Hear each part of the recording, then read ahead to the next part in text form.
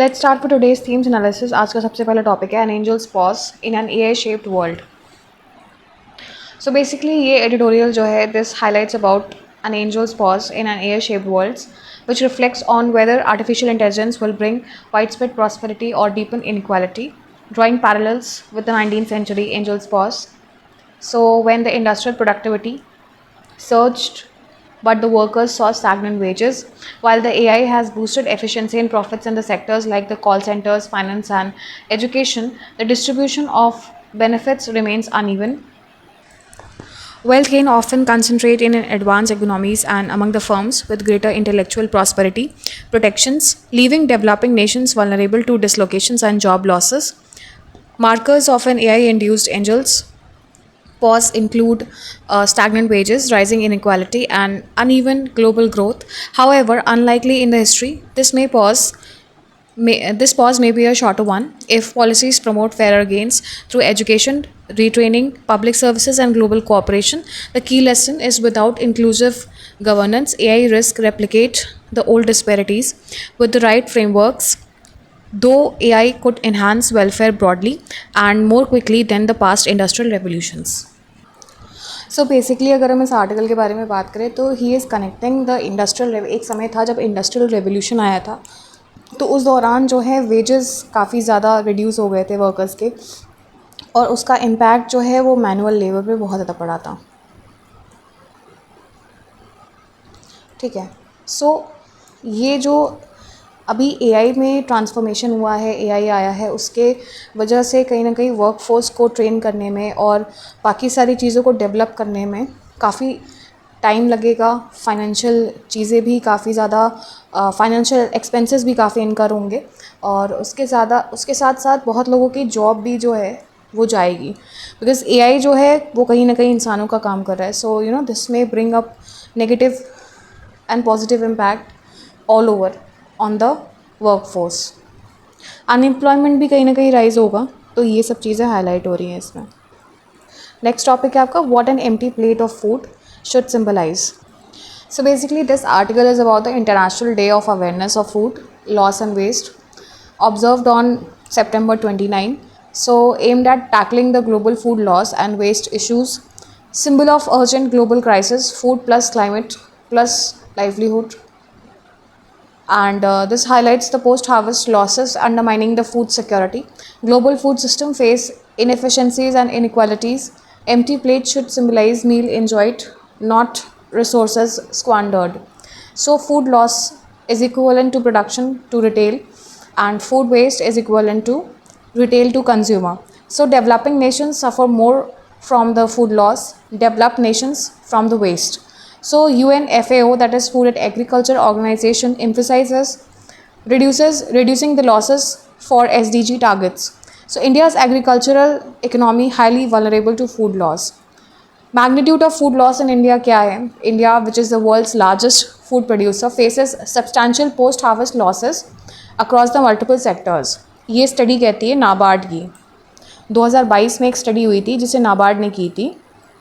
उसमें ये बताया गया था कि सब्सटैंशियल लॉसेस होते हैं पोस्ट हार्वेस्ट, यानी हार्वेस्ट जब होता है उसके बाद काफ़ी ज़्यादा लॉसेस होते हैं. वो लॉसेस किस टाइप के होते हैं? हो सकता है कि जो सामान है, कभी बारिश हो गई, कभी आंधी आ गई, तो उस वजह से जो क्रॉप्स होते हैं वो सड़ जाते हैं, या उनको प्रॉपर स्टोर करने की जगह नहीं मिलती, स्टोरेज हाउसेस नहीं होते हैं प्रॉपर. तो इन तरीके की दिक्कत होती है एग्रीकल्चरल सेक्टर में.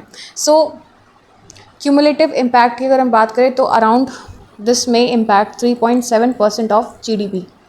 Perishable fruits, vegetables, dairy and fish meat are the most vulnerable. Lack of cold chain, packaging, modern logistics aggravates the problem. So poor smallholders infrastructure have the maximum loss, and farmers face loss of revenue.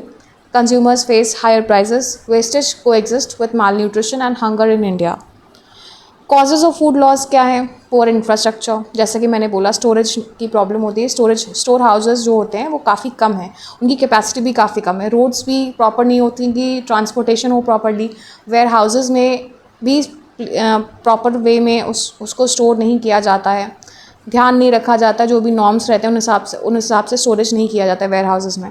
So weak cold chain logistics भी है। Then traditional harvesting methods, उसकी वजह से भी काफ़ी ज़्यादा loss होता है।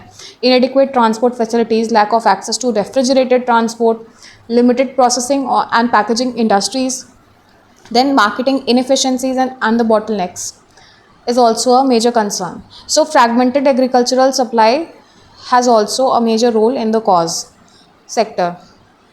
So policy and also there are policy and regulatory gaps, limited farmer knowledge about the post harvest handling, inadequate access to credit for small farmers, inefficient wholesale market system, and food loss concentrated at farm gate level.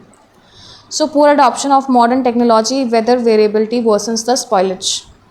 Climate and environmental linkages की अगर हम बात करें तो उनकी वजह से क्या क्या लॉसेस होते हैं। तो सबसे पहले तो क्लाइमेट एंड इन्वायरमेंट की वजह से जो नेचुरल रिसोर्स है वो वेस्ट होती है, फूड वेस्ट होता है, water, land, labour, energy gets squandered. Then agriculture which is a major green house gas emitter also. कौन सी ग्रीन हाउस गैसेस निकलती है? मीथेन निकलता है और नाइट्रस ऑक्साइड निकलता है एग्रीकल्चरल सेक्टर से सबसे ज़्यादा। Food loss is indirectly the contributor to the climate change. So UN estimates food waste contributes to around 8 to 10% of the global emissions. So climate change worsens food loss via the erratic rainfall. As I told you कि rainfall में जो uneven patterns हैं उसकी वजह से काफ़ी ज़्यादा problem आती है। Then droughts or floods damage the storage and transport, and high post-harvest loss reduces the resilience or to climate shocks, intensifies vulnerabilities of farmers, and contradicts the climate adaptation strategies.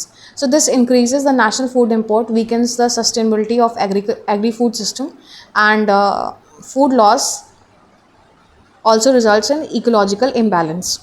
So depletion of soil nutrients wasted with the food, and there is a depletion of soil nutrients which is wasted with the food. Agriculture emissions remain unaddressed without the loss reduction. उसके अलावा economic impacts भी होते हैं, जैसे कि direct economic loss to farmers, then GDP पे भी असर पड़ता है। This also increases the rural poverty, widening income inequality, threatens the farmer viability. और उसके अलावा एक हैवी बर्डन आ जाता है गवर्नमेंट पे of the subsidies. So food inflation increases and weakens the agricultural GDP. India loses export competitiveness. This is one of the major thing which happens. एक तो subsidy, export competitiveness और GDP पे काफ़ी असर पड़ता है। ये 3 फैक्टर्स जो बहुत इंपॉर्टेंट हैं। सो उसकी वजह से फार्मर्स की जो इनकम है वो डबल नहीं हो पाती है, कहीं ना कहीं न्यूट्रिशनल सिक्योरिटी भी हैम्पर होती है, and this leads to paradox, food wastage while the hunger persist. Government initiatives की भी बात इन्होंने की है। अब मैं जो स्कीम बताने जा रही हूँ उसको आप एकदम ध्यान से सुनिएगा, नोट कर लीजिएगा और उस पर नोट्स बना लीजिएगा। सबसे पहला है PM Kisan Sampada Yojana. Let me write it down. PM Kisan Sampada Yojana. So ये बेसिकली मॉडर्नाइज करता है फूड प्रोसेसिंग को। बेसिकली फूड प्रोसेसिंग सेक्टर में भी हमारे यहाँ काफ़ी ज़्यादा लैकिंग है। Then operation greens, cold chain infrastructure scheme भी है। This reduces the perishable loss. Mega food parks भी हैं। इसके बारे में अभी रिसेंट में एक न्यूज़ निकली थी, पंजाब से शुरू हुआ था ये।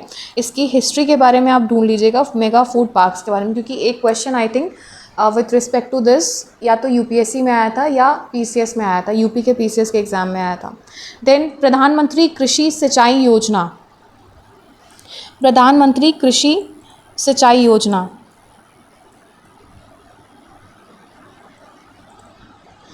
For better irrigation, e NAM भी एक स्कीम है। FPO, crop insurance scheme, warehouse development and regulatory authority, ये भी एक अथॉरिटी है। NABARD studies for scientific post harvest data.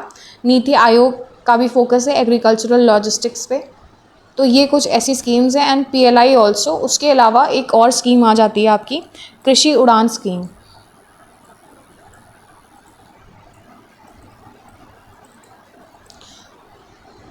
PM गति शक्ति भी है, and railways Kisan rail initiative भी है। Railways Kisan rail initiative linking with the digital India for traceability, public procurement and reforms in the progress. So SDG goal 12.3 ये भी आ जाता है आपका सस्टेनेबल डेवलपमेंट गोल में, जो कि SDG 12 का पार्ट है। So this is important. Practical solutions क्या बताए गए हैं इसमें? Strengthen cold chain logistic, expanding refrigerated transport, upgrading rural warehouses, using solar powered storage, ICT based real time monitoring, blockchain for traceability, farmer training programs, encouraging FPOs for post harvest handling, and developing low cost storage systems. Promoting cooperative supply chains, incentivizing food processing units, investment in packaging technology, private public partnership in logistics, linking agriculture startup with farmers, and promoting secondary markets for surplus food. So ये सब कुछ ऐसे जो practical solutions हैं वो दिए गए हैं। सो आगे चलते हैं नेक्स्ट टॉपिक पे।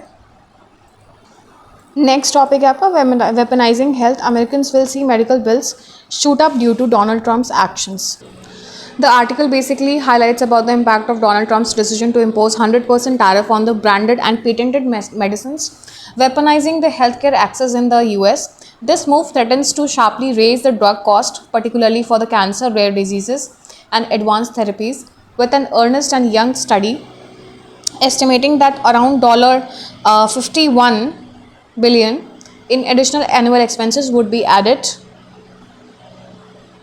So while India's generic industry is spared for now, uncertainty remains over the tariffs on APIs and biosimilars. Please do find about APIs and biosimilars.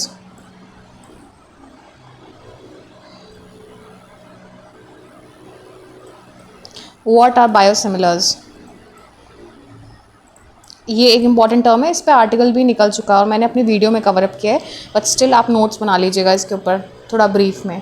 Then risking one of India's export sectors, the development underscores fragility in global pharma supply chains, urging the nations specially India to diversify markets and reduce dependence on US demand for long term resilience. Next topic है आपका the rise of India's home grown mutual fund investors. India's mutual fund industry has seen a significant rise in the retail participation, especially through the systematic investment plans, that is the SIPs. Please do find about SIPs. Domestic investors are increasingly filling the gap left by the foreign portfolio investors. Equity OM, that is the assets under management, OM का full form है assets under management month in financial year 2024, indicating the consistent long-term investor commitment. The number of SIP accounts grew from 2 crore in 2017 to 18 to nearly 7.8 crore in 2023 to 24. So average SIP ticket size remains small, around rupees 1500 per account monthly, reflecting widespread retail involvement. Mutual funds now hold around 13% of the listed Indian company shares as compared to just 4% in 2010. So growth driven by digital platform awareness and tax advantages. Trend shows a shift towards the self-reliant, stable domestic capital markets, reducing over-dependence on foreign investors. So SIP, OM के बारे में, इन सब के बारे में आप ढूंढ लीजिएगा. That is assets under management. इनके बारे में डिटेल्ड वे में नोट्स बना लीजिएगा, क्योंकि UPSC स्टेटमेंट वाइज क्वेश्चन आपसे पूछ लेगा और आप फिर कर नहीं पाओगे. नेक्स्ट टॉपिक है आपका analysing Indian states micro fiscal health. So basically एक CAG का एनालिसिस है which shows that Indian states fiscal health has worsened sharply after COVID-19. In the 2010s reforms, GST and booming growth enabled the surpluses. The pandemic has reversed this. So tax revenues shrank while emergency suspending it surged, pushing states into the high borrowing, and gross debt liabilities of the states rose significantly between 2016 to 17 and 2022 to 23. So Andhra Pradesh, Bihar, Punjab and Rajasthan reported high debt returns and burdens. Punjab में जो डेप्ट है वो उसका ratio जो है GSDP का, डेप्ट to GSDP ratio, that is exceeded 46% and which is the highest. So Kerala का डेप्ट जो है that is around rupees 8.09 crore lakh crore. so it spends heavily on the welfare. Uttar Pradesh and Maharashtra recorded the highest absolute borrowing, that was around rupees 7 to 8 lakh crore. States like Chandigarh and Gujarat maintained relatively lower debt levels. So many states finance welfare schemes by borrowing and raising concerns on the sustainability. Some rely on uncertain revenues, lotteries, mining loyalties, and liquor. GST compensation shortfall post 2022 worsened the fiscal stress and welfare paradox. Despite the high borrowing, states expanded the subsidies, freebies, and straining resources. So, economists warn rising debt reduces the fiscal space for infrastructure and growth. तो कहीं ना कहीं infrastructure और growth को affect करेगा. उसके अलावा जो बोरोइंग क्राउड है, that is spending on health, education, and capital formation, that may increase, and states must balance welfare with fiscal prudence, diversify revenues, and control debt. Next topic है आपका India-US relations not a criterion for Delhi-Moscow ties. So Russia fully respects India's national interest and independent foreign policy being pursued by Prime Minister Narendra Modi. Russian Foreign Minister Sergei Lavrov has said that asserting that India's ties with the United States or any other country cannot be a benchmark for New Delhi-Moscow ties. So Mr. Lavrov, who addressed the UN General Assembly shortly before the External Affairs Minister S. Jaishankar's speech at the high-level general debate, said India and Russia share a particularly privileged strategic partnership. These situations that might arise between India and United States on India and any other country can't consider them a criteria for relations between India and Russia. So he said that at a press conference on Saturday. So this is about the India-US relations which have been straining, and he is clarifying कि जो भी straining relations है या हम India को force नहीं कर सकते हैं to maintain a distance from US or something like that. तो इस तरीके की talks हैं at the UN General Assembly. Not much importance, but international relations के terms में कहीं ना कहीं ये importance hold करता है. Then next आपका इसी पेज पे India-Pakistan spar at UN over the terrorism and Pahalgam attack. So basically there was a debate, clash over the terrorism topic at the UN General Assembly. So at the UN General Assembly, India and Pakistan raged over the terrorism and the April Pahalgam attack. External Affairs Minister S. Jaishankar accused Pakistan of being behind the terrorism, indirectly referencing its role in the attack. India, exercising its right of reply, called Pakistan terroristan, stressing its long history of cross-border terrorism visible worldwide.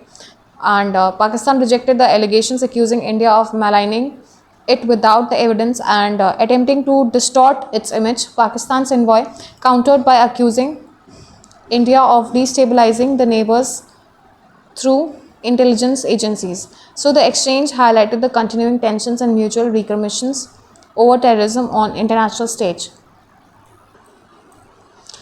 Astrostat, India's first space observatory, completes a decade. So this is India's first dedicated space astronomy observation, Astrostat.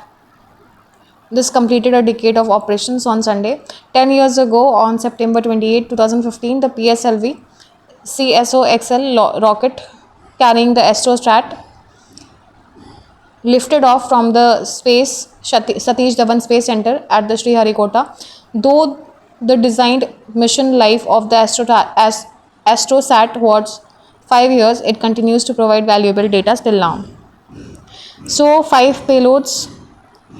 Astrosat was designed to observe the universe in the visible ultraviolet, low and high energy X-ray regions of the electromagnetic spectrum simultaneously with the help of the 5 payloads. So the 5 payloads are ultraviolet imaging telescope, large area X-ray proportional counter, and cadmium zinc telluride imager, soft X-ray telescope, and the scanning sky monitor. Collaborative efforts की अगर हम बात करें तो Astrosat was realized by the ISRO with the participation of all major astronomy institutions, including the Indus University Center for Astronomy and Astrophysics, Tata Institute. So these are the institutions which have been given. Basic जो information है वो ये है कि किन चीज़ों के लिए इसका इस्तेमाल होता है. So electromagnetic spectrum, usually the visible, ultraviolet, low and high energy X-ray regions, इनको monitor करने के लिए, इन electromagnetic के इस spectrum को monitor करने के लिए ये satellite जो है यूज़ की गई है to provide a valuable data via this. Next topic है आपका at UNGA week India signals realignment with the global south. India used the UNGA week to reinforce its leadership role in the Global South. External Affairs Minister S. Jaishankar emphasized the multipolarity, sovereignty, food and energy security, and development concerns of the Global South, particularly after the COVID-19 and the Ukraine war. India aligned closely with the South America, Africa, and Asian partners, stressing reforms in the global governance, UNSC restructuring, and debt relief for developing nations, while engaging with US and European allies. Jaishankar also met the counterparts from Russia, China, Iran, and neighboring South Asian countries. India reiterated support for Palestine, challenged unilateral sanctions, and criticized the selective applications of the international rules.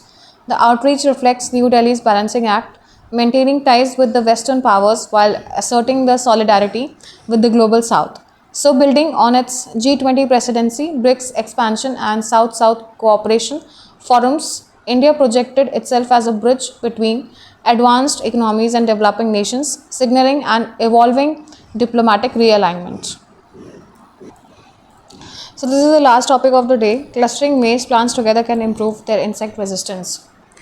Maize, the world's most widely grown crop, underpins the global food system but suffers from monocultures that heighten the vulnerabilities to the pest. Researchers from Zhejiang University, China, with the partners in the Netherlands and Switzerland, discovered that clustering maize plants enhances the insect resistance through plant to plant communication. So, the key lies in the linalool, a volatile floral compound emitted when the plants face insects attack. So, nearby clustered plants sense the linalool and activating jasmonate pathways that trigger the stronger defense mechanism, including antimicrobial metabolites such as the HDMBOA GLC. Let me write it down.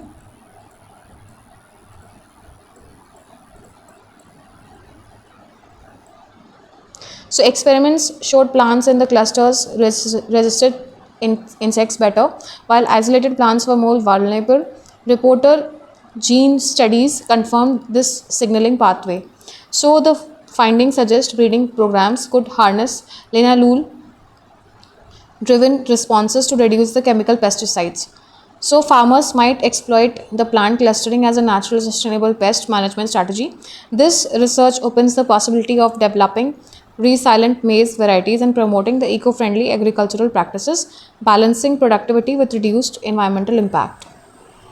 So, that's all for the day. Here I end my analysis. Thank you and have a nice day. I request you to like, subscribe, and share my channel.